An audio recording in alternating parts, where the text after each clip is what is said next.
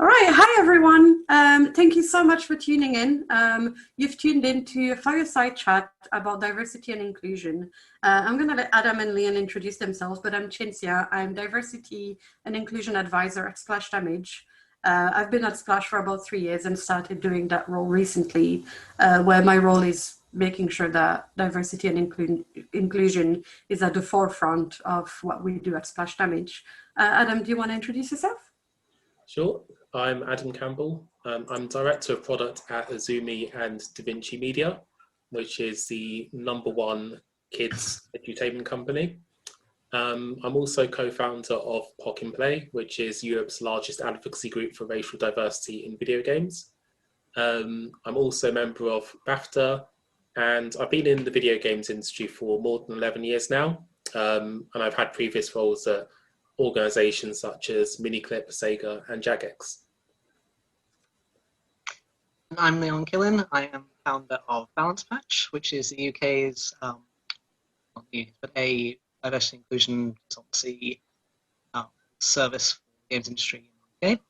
I've previously worked in various inclusion and diversity projects in higher education before moving over to gamers quite recently. Also on leadership Outmaker Games. Cool.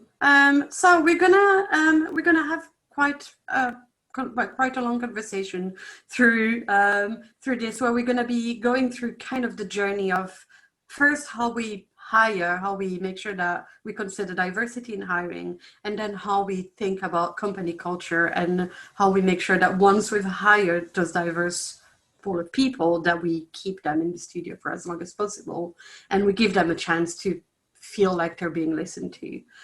So like the first big question, I guess, is what can studio do to hire more diverse? If one of you want to kick us off. Sure, shall I go? Yeah. Okay, I'll kick off. So I think that one of the biggest temptations in hiring, maybe more so the video games industry from what I've seen, is also one of the biggest problems. And that is the tendency to hire people that you know within your own personal networks. Now, obviously that can give you candidates who you trust. It can also be a quick way to find people with particular skills that you're looking for. However, that does reduce the pool of candidates that you might bring on board. So one of the most important things, in my opinion, is looking for multiple sources for your candidates. So that can be personal networks, but also multiple agencies potentially, job boards that target underrepresented or marginalised groups, and also reaching out to other people perhaps within your industry who perhaps come from a different background or demographic to yourself, who can also reach diverse candidates. Yeah, I completely agree with all that stuff. I think it's very, very much. I've been in games for about a year and a half now, so the sort of difference in terms of hiring is quite striking. I didn't appreciate what a tiny, big industry games was, and this sort of very, in a very, very short space of time, how many people I knew who knew someone who knew someone who then knew someone who I knew who then they knew, which is really surprising. I think, and very hard to appreciate before you're in industry, but also at the same time, it's quite an insular industry. It's very, I think it can be quite difficult to break in. And personally, I feel quite fortunate to have met the people that I did when I did, but it's not everyone's experience. A lot of people kind of experience sort of almost a sort of orbiting around the edge of the industry, and it being hard just to break into the network, let alone getting an actual job with the industry. I think the industry is a little scared of what talent is available outside. It hasn't come up with like, my first job was in games and now I'm in games and here is games, and like that's the be all end all. I think it's sort of very stuck on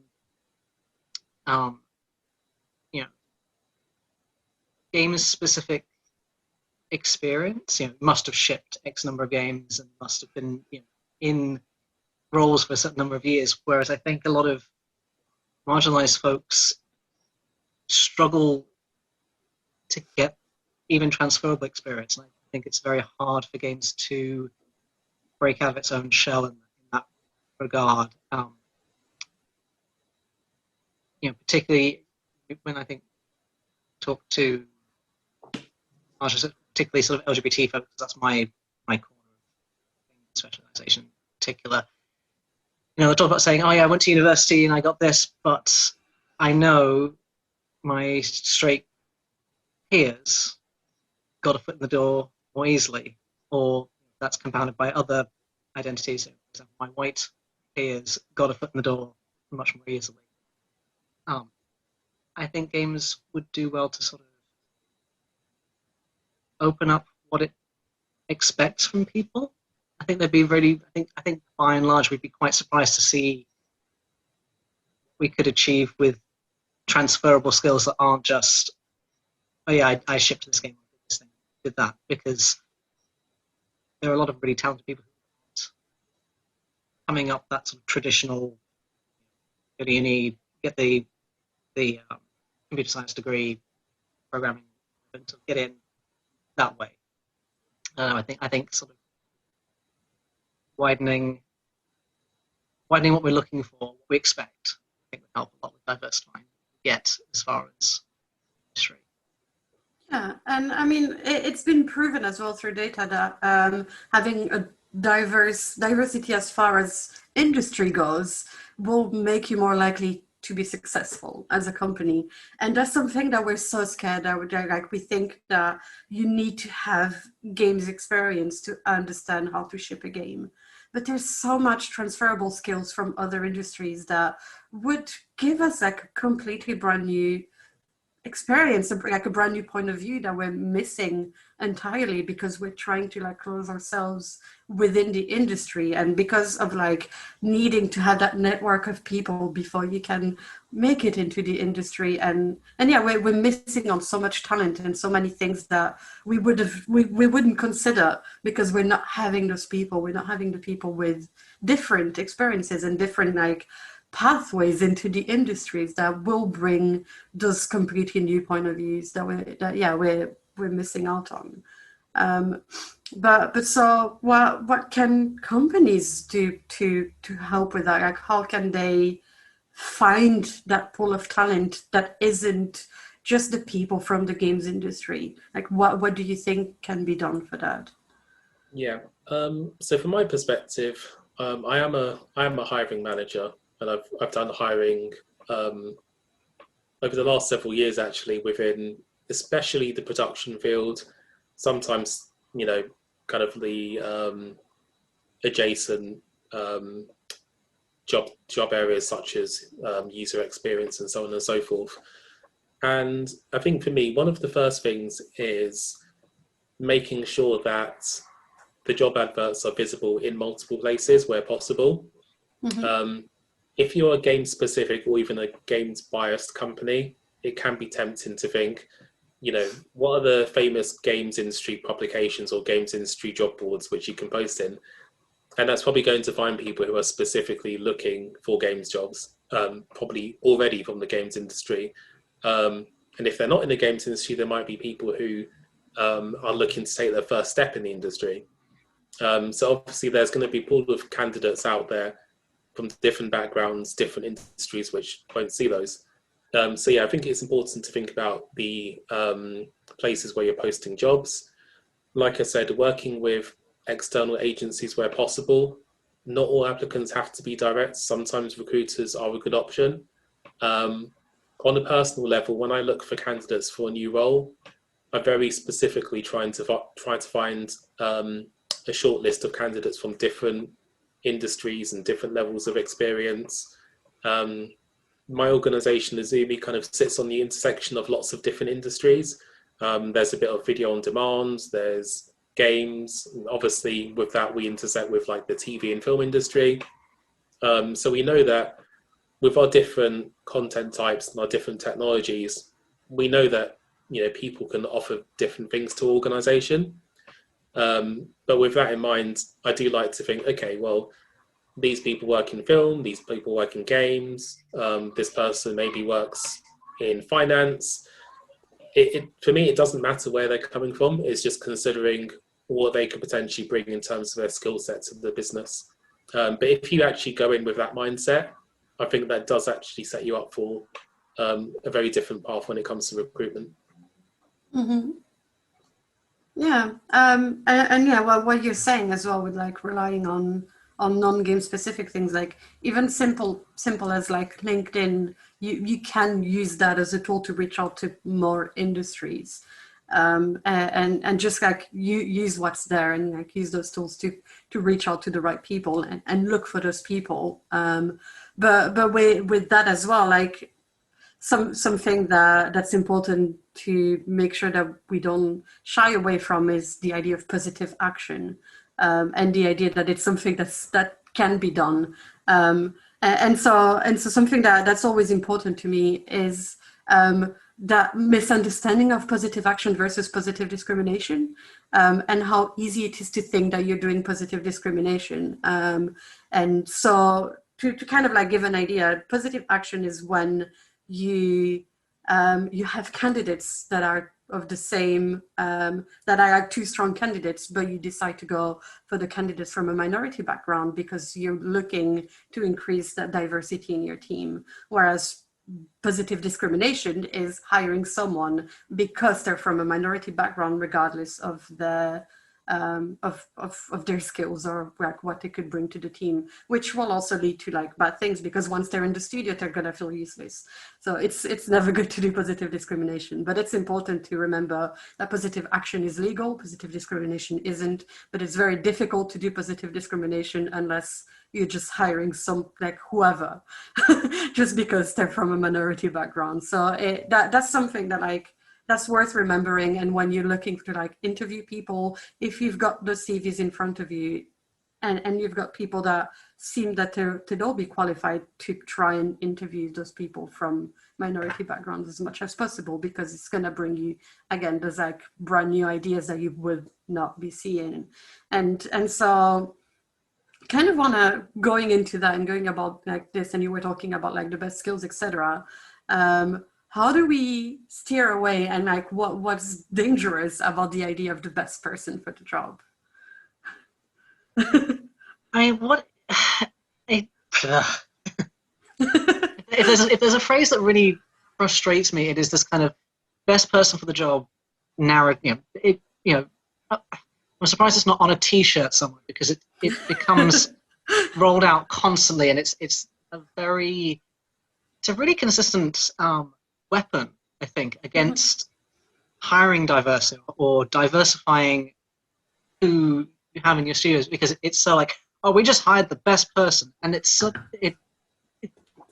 funny. All these best people are white, cis men, probably straight. It's funny that like the best people just happen to be that, this the same sort of group of people. And I think when we hear this kind of like, oh, we hired the best people for the job, there's a lot of unseen and unspoken about advantage in how these people became the best people for the job. How did they become the best person for the job? Well, a lot of the time what we're actually saying is this person got a lot of coaching to present themselves as the very, very best candidate for this position. It's in things like, assistance from a parent perhaps who is in a well-paid job that can give you advice on how to write a good CV and cover letter, or a friend of a family who can give you some good coaching on how to interview well. And what I found sort of in various, particularly working with young marginalized people, is they don't always have access to those soft experiences and that soft skill to even get a foot in the door, to show that they are actually really damn good at what they do. And there's not an easy answer to sort of like how to tackle that problem, because interviews are interviews and interviews. You've got to do something to get, you know, to get to know what someone's about. But the people who are best for the job, quote, I think tend to, funnily enough, be a mixture between what Adam was talking about earlier of just happen to know someone and you happen to also be the best person for the job. Interesting, that. And also just happen to be in a position where they've perhaps had enough interview experience in games specifically that they know what a games interview format looks like. Because, you know, I can say quite candidly and personally that a games recruitment process is wildly different to, you know, different industries. Very, very different to higher education. Like, so different. You know, the number of times people say, "Oh yeah, let's have a chat." And I go, "Yeah, let's have a chat," and realize as we're getting on the call, actually, it's an interview. And go, "Oh, shit, yeah, it's an interview. Oh no," because to me, a chat is a chat. You know, and followed by things like tests or like, you know, various kind of skills-based things that I think until you even get the opportunity to see what that process is like, you have no idea what it is. So when you get into it, you might vomit for no reason, you know, of your own, no reason that you don't have, you know, you're not an excellent artist, you're not an excellent programmer, you're not an excellent marketer, you know, any of these things, but just you haven't had access to those soft skills that a lot of professional families, for example, you know, there's loads of compounding things. These are just some sweeping things, but man, best person for the job always really makes me pull a face, because I'll see some people say, "Oh yeah, I went for this job," and I go, "How did you not get it? You are excellent." And it boggles my mind in so many ways. I mean, from my perspective,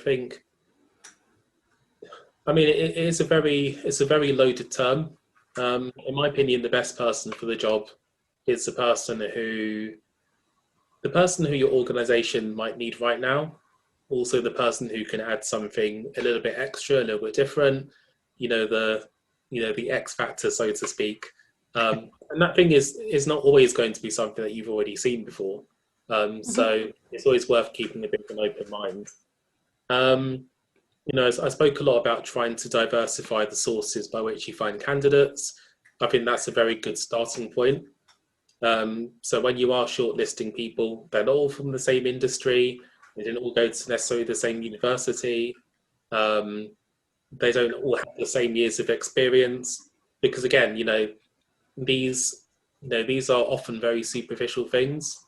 You want to find ways to really drill into what those candidates are capable of. So when you have a nice diverse pool of candidates with all of these different skills from different places, in terms of some of the personal techniques I try to use, number one, I usually always do interviews with another member of staff.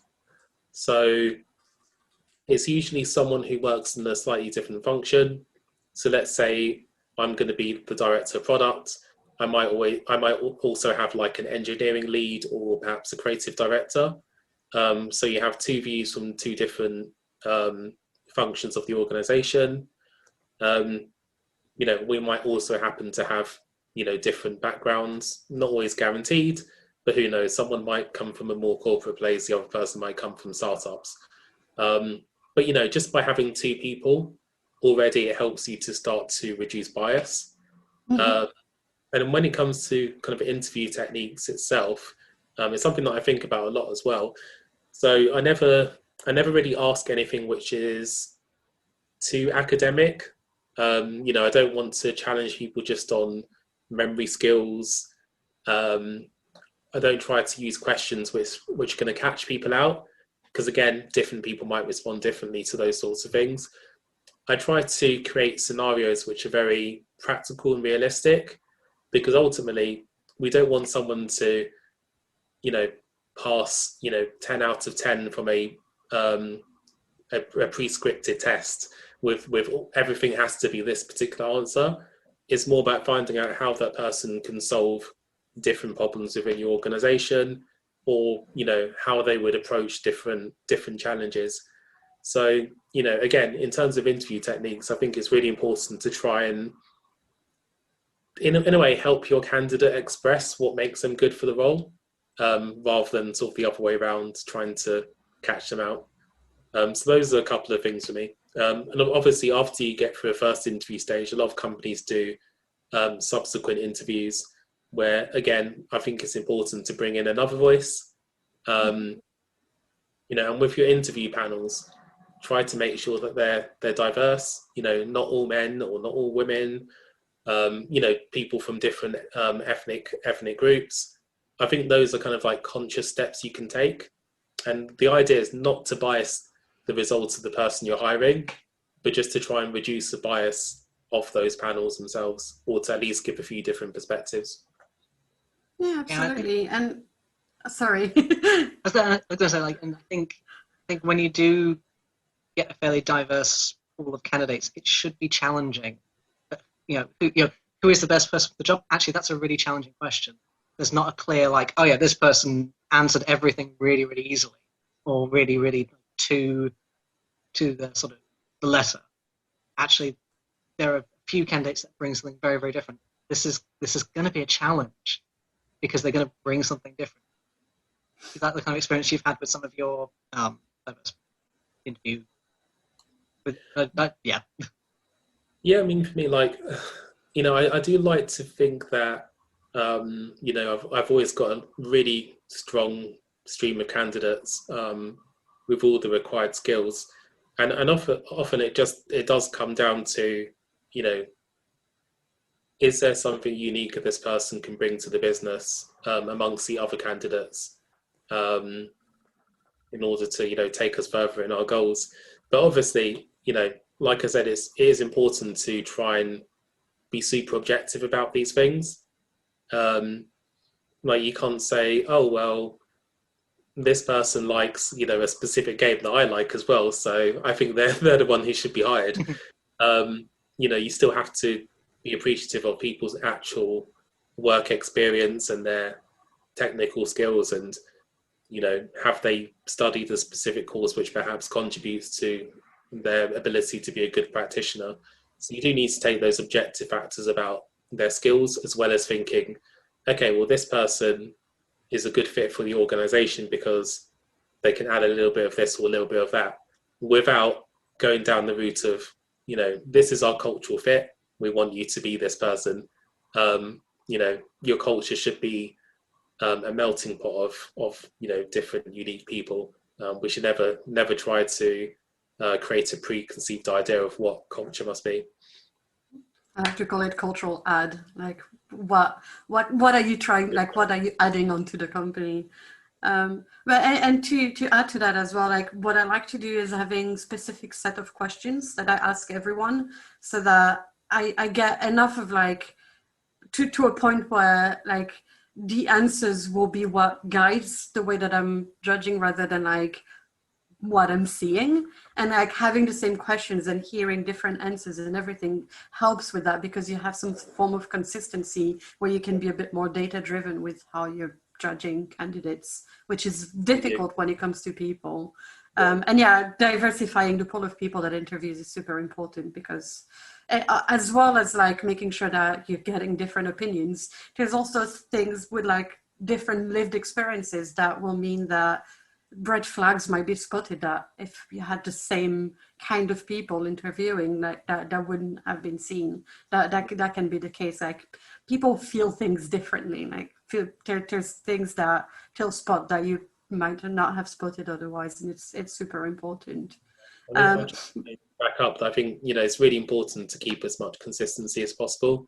You know, obviously, natural flow of conversation could go in multiple directions, but I think if you're asking a consistent set of questions, you're giving people an equal opportunity to offer their solutions there as well, and you can compare those quite objectively. Yeah, because there'll be a point where, if you've done it enough, you kind of know what kind of answers to expect. Really, at that point, you're like, these are the things that, like, are gonna be something that will add to the company. these are the things that like will show critical thinking and emotional intelligence, like the soft skills that are important for someone to be bringing into a company. But to just backtrack a little bit, I'd like to talk as well about job descriptions. And so we know that it's really important to, like, job description can have a big impact on who you're hiring. And we've talked about like experience and not requesting like for someone to have, 5 ship titles to be able to get into the industry. Is there anything else that you think can be good for a job description to keep in mind, and I think that could be done to help with it? Yeah, I think maybe actually one of my bugbears is that I don't, in this industry, I actually don't see many entry-level or junior positions, just in general. I know that's a little bit off from like job description specifically, but it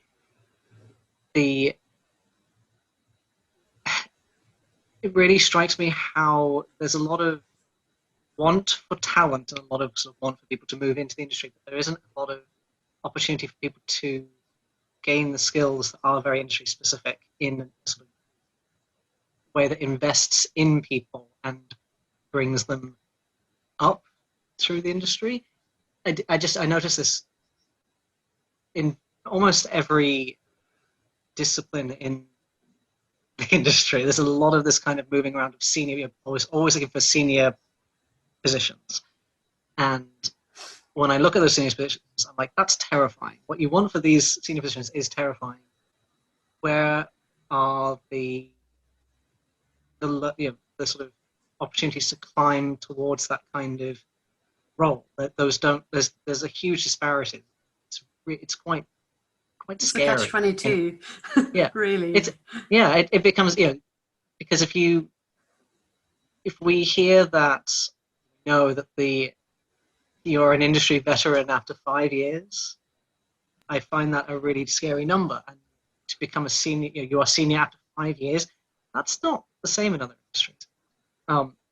That's a bit of a tangent, but it just sort of struck me that as far as what is expected in various roles is really specialized and sometimes quite bloated.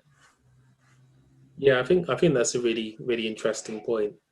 So, I mean, there's no one answer for how to, write the perfect job descriptions or how to find the right people.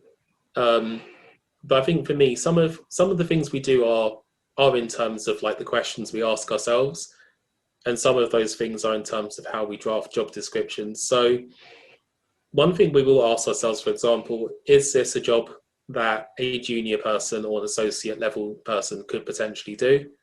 That obviously takes us away from a mindset of, okay, let's just find the most experienced person ever to do every single role, because some people don't have years and years of experience, but they could do the job if they had the right sort of mindset and background, and obviously there's a potential for them to be trained in the role.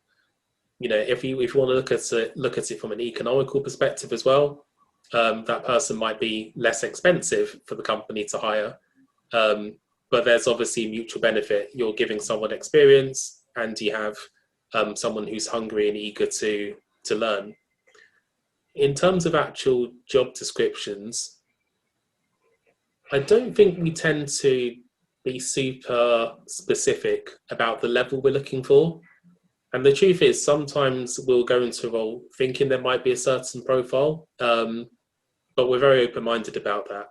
Because again, you could be, for example, a developer with 1 year's experience, or a developer with 5 years experience, or maybe you have no years industry experience, but you might have some practical example of your work. So when we hire for roles, we could hire someone more junior, we could hire someone more senior, but we do keep an open mind there, and we tailor the job description to think more about skill sets more than years of experience.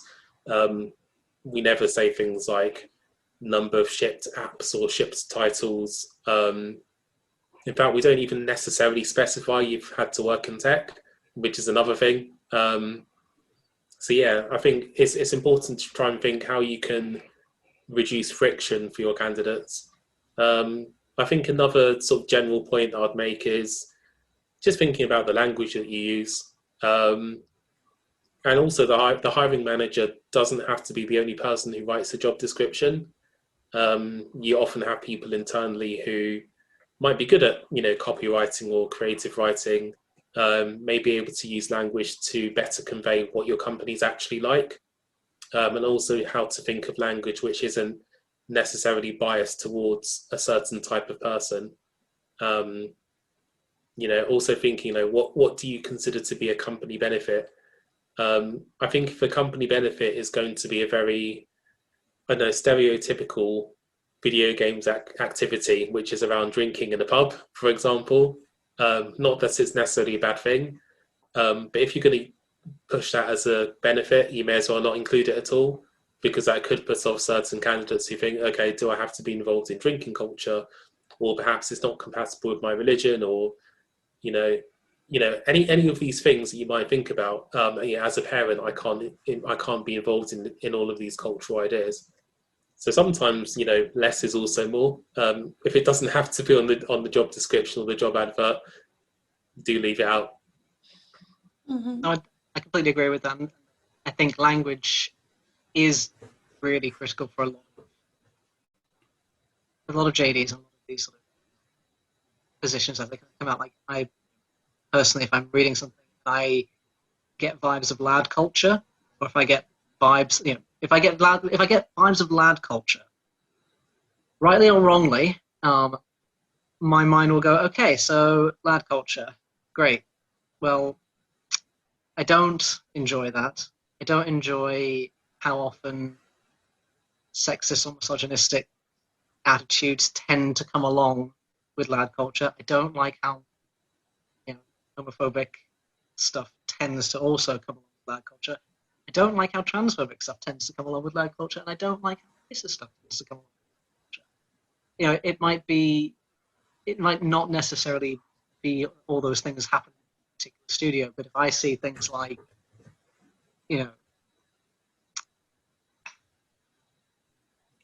Work hard, play hard. yes, like think that work hard, play hard, or like I'm trying to think of something that's more common, because all I have in my head is a particularly strange job advert that is seared into my mind that included references to masturbation as a job description, which you wouldn't see in any other industry but this one. And I remember reading this and going, what? just what?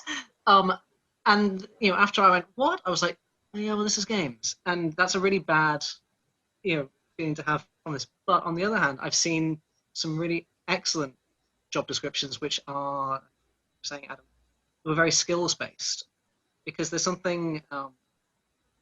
I think as someone who was raised as a woman, when I read a lot of job descriptions that are sort of laden with very masculine terms that are sort of unseen, or are very kind of to do with sort of number specific stuff, that I'll go, well, I don't have 5 years experience doing that. I'm no good for that. I'm not, they'll never consider me because of that number. Whereas, particularly cis white men will look at a job description, not have all the experience, and go, meh, I'll go for it anyway. But that's not how marginalised folks necessarily look at job descriptions. So things that are more skill based, can you work as part of a team? Do you have creative problem solving? Are you able to? Do you have copyright? All these sort of things that sort of break down projects, as opposed to when you say must have shipped a game. What does that mean? Like, what are the skills that were involved in shipping the game? Was it to do with programming? Was it to do with art? Was it to do with copywriting? Was it to do with what was it? Was it project management? What is it? Because shipping a game could mean many, many things. What is your studio specifically looking for from that, and sort of questioning what it is from that almost task-based things that could be skill-based. And I think it's asking the person who's recruiting to spend time really drilling down to what do you want to fill this role? what is it you're actually looking for in terms of what this person will be doing, and making that very clear to people who get their eyes onto things. Like I've looked at various roles that, you know, I kind of said to myself, I can do this. I know what this is, but the way this is phrased is, I don't think they realized it was very intimidating, but it's wildly intimidating. I think like these, and I think you're right, absolutely, to sort of say, can I get eyes on this? Can I get someone else's eyes on this? Can I get a woman to read this, please? Can I get someone who's not white to read this, please? It seems very baseline, but it does, I think, go very well. Yeah, I mean, so I was just also thinking, no, actually, it's quite funny because I remember when I was a kid, just one English lesson in particular, it was in this lesson, it was specifically about how you use language to ask questions. Like your question shouldn't be influencing a specific answer. And it's just one of those lessons that's always stuck with me. But it's interesting how we tend to slip into old habits. But I think just one question I wanted to maybe fire back at both of you as well is like, what are your thoughts on salaries on job descriptions? Now, I've seen such a wide range of like opinions and views on this. Probably have my own personal experiences of, pros and cons. But yeah, I'd be just interested to hear. So from my perspective in particular, I think more transparency is always better. Like transparency with salaries, I think is like the thing that will get us to the next level of treating employees more fairly, etc. Like it's something that's missing. And from my personal experience, negotiating for salary is something that I've always massively struggled with, because and that's part of like all the unconscious biases of like I'm not supposed to be fighting for salary. I'm supposed to be thankful for what I'm given, because that's kind of like what you'd expect from a woman traditionally, is to be very thankful, etc.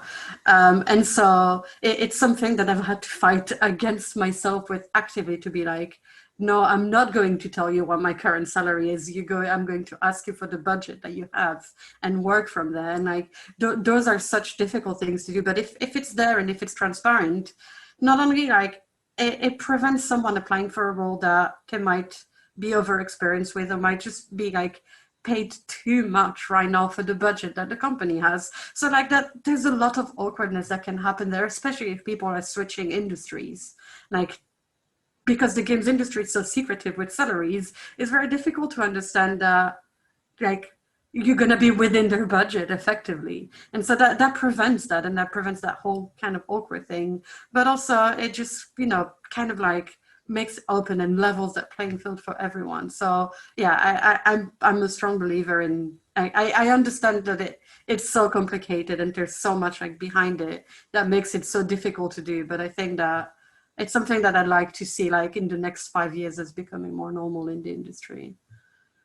Yeah, I completely agree. And one of the things I found a real learning curve was how rare it is to see the salary, or like even a salary band. Like again, higher education, you wouldn't dream of putting out, unless it's like director of service, like way up where you're sort of saying competitive salary. You wouldn't dream about putting out a job description without at least the salary band, because it's so kind of coming to games and going, yeah, but how much is this versus that one? Is that actually it's very confusing. It takes both time to sort of learn what your worth is, what the worth of each discipline is for a start, and also to kind of build up the network and the confidence to say, I know this is a really embarrassing question. We don't talk about money in the UK, but how much do you earn? Like, it's almost like I found a lot of learning about rates and salaries has had to come through basically whisper net style. Like, I'm thinking about charging this for the day. How much do you charge? Or how much? and is this too much? And having someone say, no, you're way undercharging yourself, you fool. But you wouldn't know that without having the confidence to be able to sort of speak to others about that. And it is also an awkward kind of question, because I think that there's such a disparity in what games pays. I've got some wonderful friends who I'm like, Jesus, you earn what? I've never seen that much money in any role I've ever done. And it's both awkward for you and awkward for them, because this is not an industry that has a massive sense of hierarchy in the way that I think other industries do. So you don't necessarily know someone's level or worth just by chatting. Yeah. And I think it also, I think, transparency is valuable, not just for the kind of sense of worth, but the question of, can I afford to take this job? Yeah. If you are, for example, a parent or a single parent, or you have disability, or you need to relocate, or if you are the sole earner of your family, whatever, the question of, can I afford to take this job, needs to be at the sort of forefront, because there's a lot of, I think, emotional work that goes into the process of applying for jobs as well, particularly for marginalised folks. Like, you're desperate to get a job, you're desperate to perhaps advance in your career, you're desperate to get out of the industry that you're in, and you want to get into games. But can you afford it emotionally to go through all the work, do all that struggle, and do that additional emotional work of going, okay, I've got to present my most confident self, my best responses, my most polished self, I know what I'm doing self, and you get to that very, very end, and you realize you cannot economically afford to take the job. If you'd known that at the start, you go, right, my energy pool is going to go for something else. And I think it also does the industry does outprice people with caring responsibilities. If you go, no, I need to make this much minimum in order to provide the level of support for my family, whether that's children, whether it's a partner, whether it's whatever, that I think does a lot to outpricing women who are parents, just in general, but tend to have a lot of other kind of unseen economic things to put money towards. So knowing if salary is worth the work, if it's worth that move, is really, really important. Yeah, I think I just wanted to quickly mention so just some of the complications and downsides of salary publishing that I've noticed over the years. Often, if you put a salary target on your role, but you know that internally you're willing to take people of a wide range of experience, that has often put off people who may want to be paid more or paid less. It's a really funny problem in the sense that you can be super transparent about the salary, but the salary itself can give off a certain perception. That's quite an interesting challenge. But in terms of something not just me, but obviously my organization and some other organizations do, is we do tend to bench our kind of like roles and levels according to the industry, the wider tech industry. And I think, maybe this is just a bit of advice for the viewers of the talk. I think having an idea of salary benchmark for your position, your experience, is really important, because that arms you with the tools to have a reference point where you can say, okay, well, this is a benchmark for a mid-level project manager, whether that's, it doesn't really matter whether that's, X years of experience or Y years of experience. If you're mid-level, this is probably about what you're going to be able to earn. So that's a tool that any prospective employees can also use. And chances are the company has benchmarked the role towards some kind of level as well. Mm-hmm. Yeah. So moving forward now. Like we did it. We hired a diverse staff of like full of people. How do we? Yeah, yay! How do we keep them? How do we make sure that career progression happens? And how do we make sure that the company is inclusive and that it's welcoming to people from all backgrounds? Like, what are the big basic bare minimum things that studios need to consider? Don't fight. I think one thing that's sort of quite key is to really listen to your diverse hires when they bring matters to you. I think there's we're in a very interesting kind of place right now where I think there's a lot of interest in hiring diversely, but there's not so much question about how do we make this a comfortable environment for this potentially one diverse hire that we've got, and ensuring that actually that they are comfortable in what they're doing. And it's a very, very tricky sort of situation because people don't want to rock the boat. You arrive somewhere, you go like, got the job, amazing. Oh my God, it's not quite what I was expecting. My co-workers are, actually co-workers are nice, but they occasionally make little comments that aren't so nice, that are innocuous, which are these kind of microaggressions that are mean well or are but hit a bit strangely or just are a little bit ignorant, things that make it very, very difficult for folks who are marginalized to sit comfortably, but then also go, this makes me really uncomfortable. But it's not so bad. They're not, not really racist. It's not really transphobic, not really sexist, but it's on the cusp.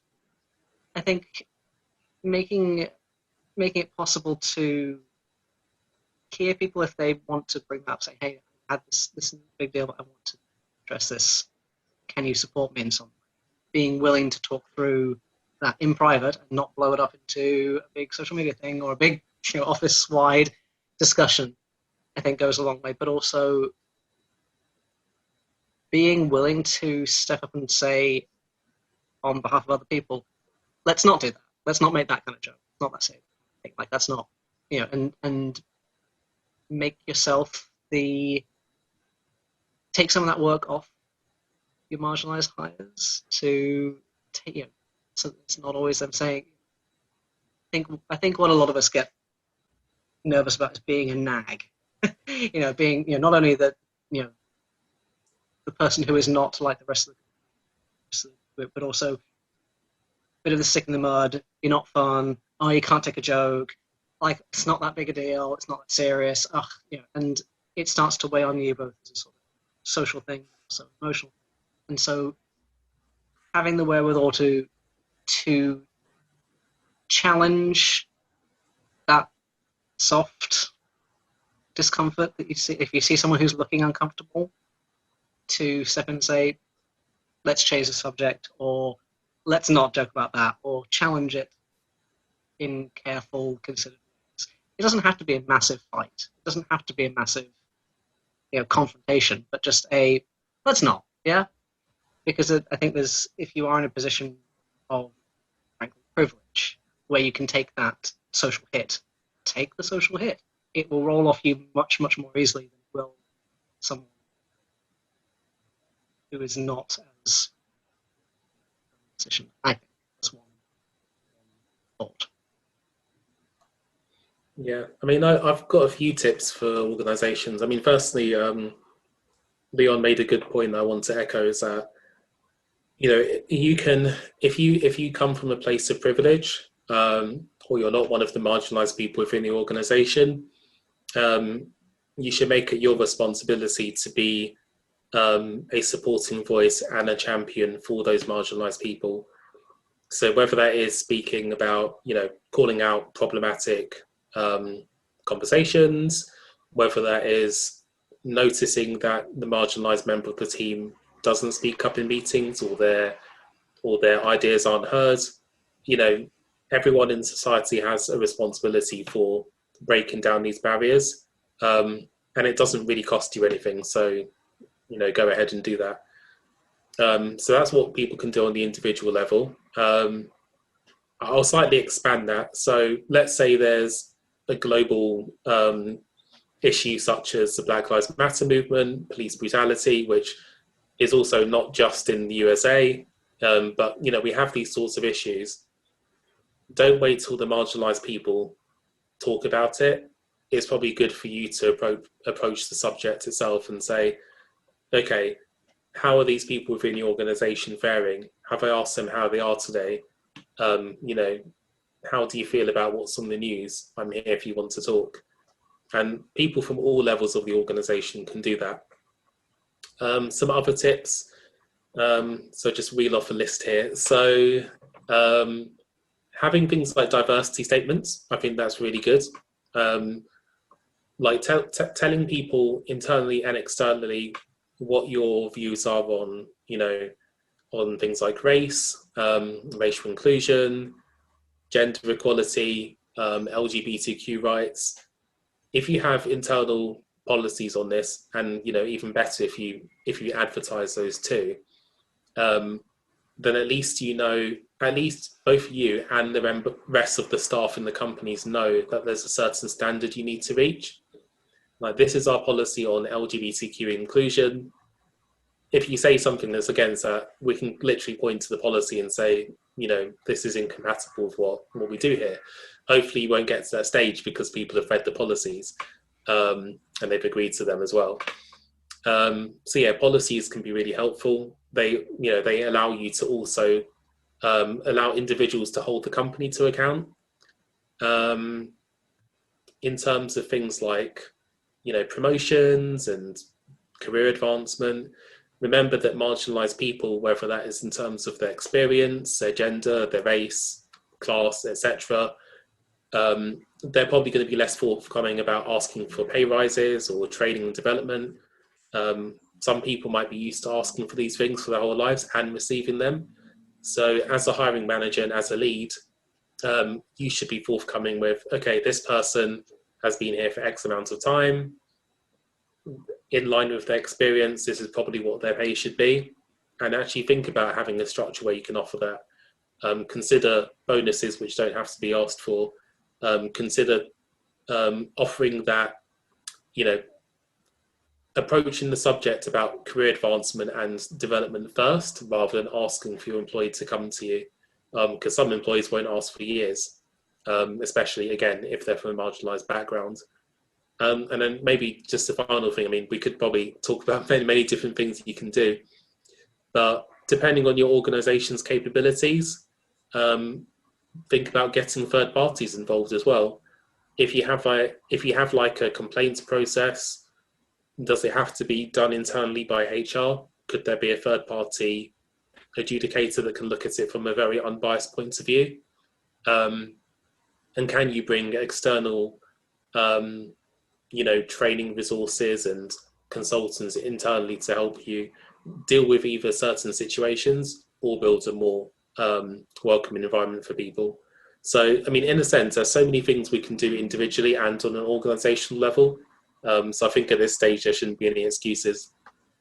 Yeah, to add to that as well, is like destigmatizing complaining can be super important, like making sure that you have a very transparent and clear bullying and harassment process that kind of outlines all the steps to, like, when you approach HR to complain, here's what's going to happen. Like, here are the steps, so that if someone feels that if someone thinks that they have a complaint but they're not sure about it, then they can just read through it and be like, this isn't that scary, I can do this, I can do this route. And it just it helps create that idea of trust as well, to make sure that people feel more comfortable speaking up about it, especially related to current events such as the one you mentioned, and just all current events, especially in games, and doom scrolling on Twitter is a thing. Giving people access to mental health support is super important. So making sure that there's places that can go, that there's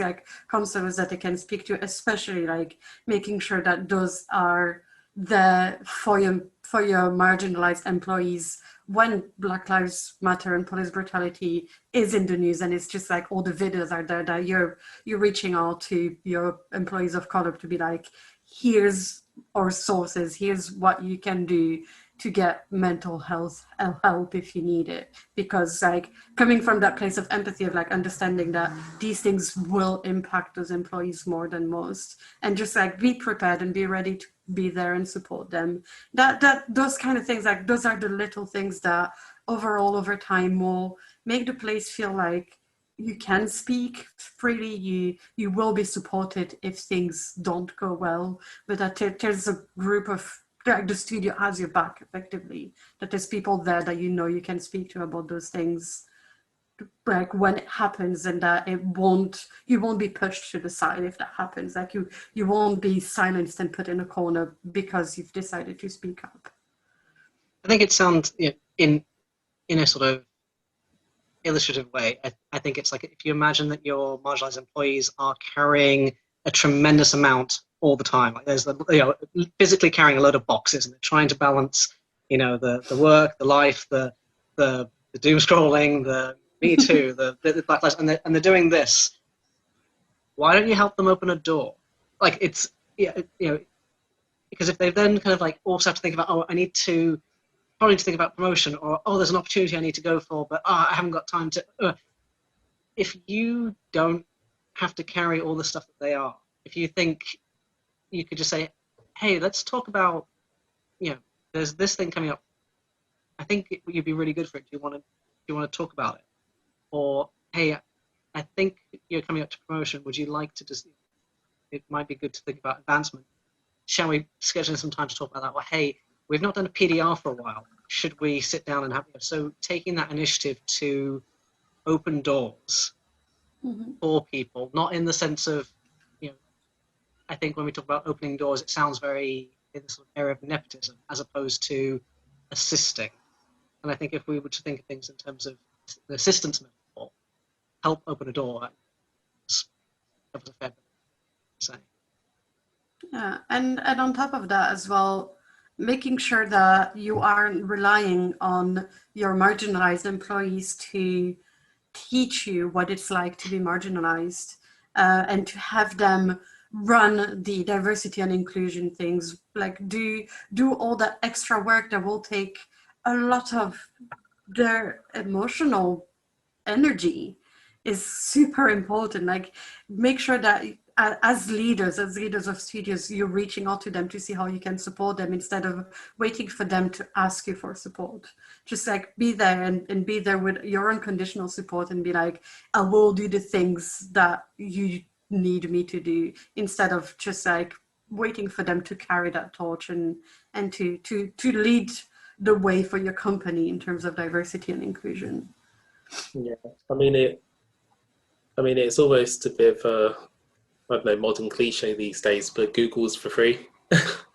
Yeah. But I mean it in all seriousness. I think, one of the best things people can do to learn more about what marginalized people go through is to do research. We've got this vast network of the internet, which can tell us so much about people's historical experiences going back hundreds of years. Use Google, use encyclopedias. Wikipedia is not as bad a resource as some people think. Has its citations as well. Read books. Even if you have to go to the, I don't know, race section of Waterstones, or not plugging any specific bookshop, any bookshop of any name. Hashtag not sponsored. Exactly. any bookshop of any title, go to those sections, look for reading material. To be fair, you might have a little bit more time to read it than one of your marginalized people who's worrying about living that experience. So yeah, if you can make the first step, then it can make you a better ally as well. Yeah, I completely agree with that entirely. And I think also, I think, I mean, I don't know about you guys, but folks, I certainly feel an impulse to answer questions, like this sort of like, I want to help. I want to, to make things better. I want to offer what insight I can, and having to like take the time to go, that's not my job right now, or it's not up to me to do this entirely, and having to really actively sort of draw back and go, can't right now, I won't right now. Yes, Google exists. Google it. I think for something that I think goes a fair way in terms of these sorts of moments, like if you have questions that you ask your marginalised members of staff, to just graciously accept that sometimes they might say, no, I'm not answering that for you. No, I'm not. I might tomorrow, or I might next week, or I might some other time, but right now, I'm sorry, no, go Google it. Because, an example that I'd have from, when I teach, when I do things to do with trans awareness or trans 101, if I'm teaching, if I'm doing a specific session on supporting trans people in the workplace, doing that, this is my job, this is what I'm doing. If I'm taking my dog for a walk, I don't necessarily want to answer questions on hormones or how I feel about J.K. Rowling, or what genital surgery I will or won't have, or whatever. Like these really, these are questions that are not for that, like not for when I'm just going out to get something to eat or walking my dog, or I say all these things as though we're not social distancing, but like you know what I mean? The sort of like, sometimes I'm walking my dog, I'm just walking my dog, I'm not walking my dog, I'm being your trans teacher. And I think just having that sort of empathy to understand that sometimes you don't want to talk about the state of the world, or you don't want to talk about that subject matter that you happen to embody. Like a lot of us don't get the choice to embody what we are, and we are. And being able to not take it personally if someone says, you know what, not now, not today, some other time, but not right now. And I think that goes a tremendous way too. I think I'd also just, another tool that we all have, defer to organisations. I mean, we exist in an era where POC in Play does exist for the industry. It's full of industry experts, all from ethnic and racial minority backgrounds. Our organisation's run by volunteers, but anyone can contact us, whether it's about advice or even to be pushed into another place. You've got Balance Patch. You've got organisations that deal with other specific marginalised people, whether it's could be accessibility, organisations like Special Effects, Autistica. The list is endless. I think it's really important to reach out to organisations that can do some of that heavy lifting, and a lot of that advice you can get is also going to be relatively free. Not that I'm saying that you should rely on people's free labour, but there are organisations out there which are willing to help make things better for everyone.